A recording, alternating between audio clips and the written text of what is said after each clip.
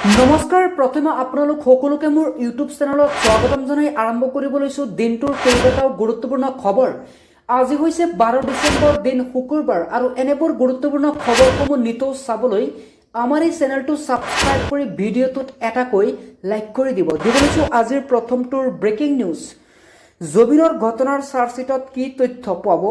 যেহেতু আজি 12 ডিচেম্বৰ আৰু 12 ডিচেম্বৰ বৰতে অৰ্থাৎ আজি 11 বজাৰ লগে লগে দাখিলত যেটো চাৰ্জশ্বিট হেতু দাখিল হৈ যাব। প্ৰত্যাহিত চাৰ্জশ্বিটক লৈ অব্যাহত আছে জল্পনা কল্পনা।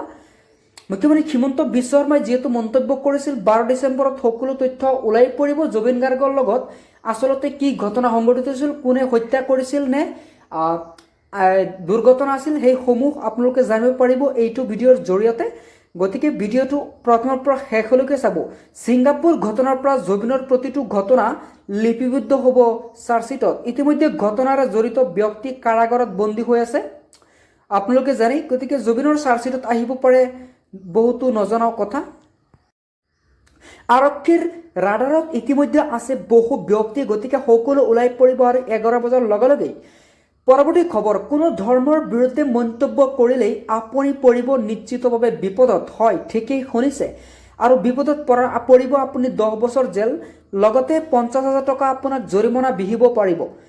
কোনো ধৰ্মৰ বিৰুদ্ধে আপুনি মন্তব্য কৰাৰ আগতেই আপুনি 100 বাৰকৈ ভাবক, কিয়নো ঘৃণামূলক মন্তব্য কৰিলেই যাব পাৰিব আপুনি জেললৈ। গতিকে 50,000 টকা জৰিমনাও ভৰিব লাগিব আপোনাৰ। গতিকে বিধানসভাত উত্থাপন হৈছে হেড স্পীচ হেড ক্ৰাইম বিৰোধী বিধেয়ক।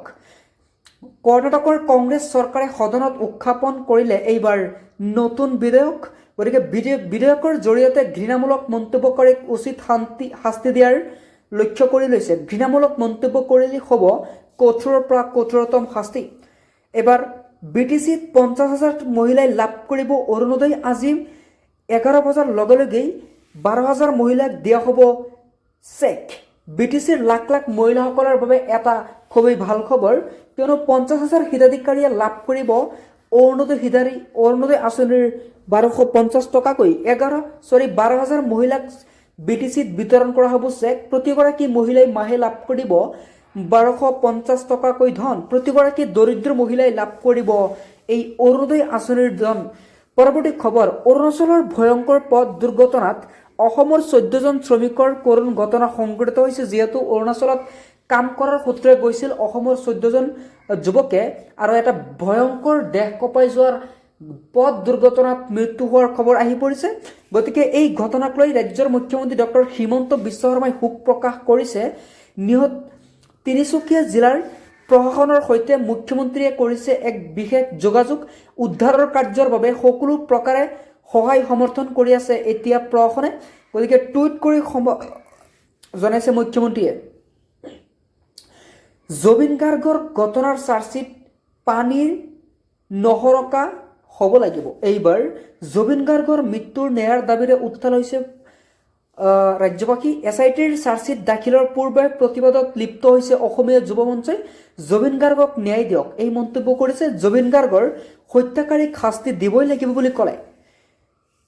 2026ৰ নিৰ্বাচনী বৈতৰণি পাৰ হ'বলৈ জাতিটোৰ বদলি হ'ব মুখ্যমন্ত্ৰী। 2026ৰ যিটো এছেম্বলি নিৰ্বাচন, সেই নিৰ্বাচনৰ পূৰ্বে বিৰুদ্ধে হৈছে খৰক। নিৰ্বাচনত জিকিবলৈ হিমন্ত বিশ্ব শৰ্মাই গোটেই জাতিটোক ধ্বংস কৰিছে। বিৰোধী একত্ৰিত হ'লে হ'ব এই জাতি। এইবাৰ শিৱসাগৰৰ বিধায়ক অখিল গগৈয়ে কেইবাটাও মন্তব্য কৰিছে। তেওঁ ক'লে মুখ্যমন্ত্ৰীয়ে শ্বহীদসকলক অপমান কৰিছে, এয়া দুৰ্ভাগ্যজনক বুলি ক'লে। উজনি অসমত এইবাৰ অবৈধভাৱে থকা লোকক কৰা হ'ব উচ্ছেদ। হয়, আপুনি ঠিকেই শুনিছে। উজনি অসমত পুনৰ হ'ব এক ভয়ংকৰ উচ্ছেদ বুলি মুখ্যমন্ত্ৰীয়ে জনাইছে এই টুইট। শীঘ্ৰেই উজনিৰ কেইবাটাও স্থানত হ'ব উচ্ছেদ অভিযান। যিসকল বেদখলকাৰী আছে, সন্দেহযুক্ত লোক আছে, তেওঁলোকৰ ঘৰ ভাঙি দিয়া হ'ব, তেওঁলোকক উচ্ছেদ কৰা হ'ব। প্ৰায় 6,000 বিঘা মাটিত চলিব বুলডোজাৰ বুলি মন্তব্য কৰিছে হিমন্ত বিশ্ব শৰ্মাই।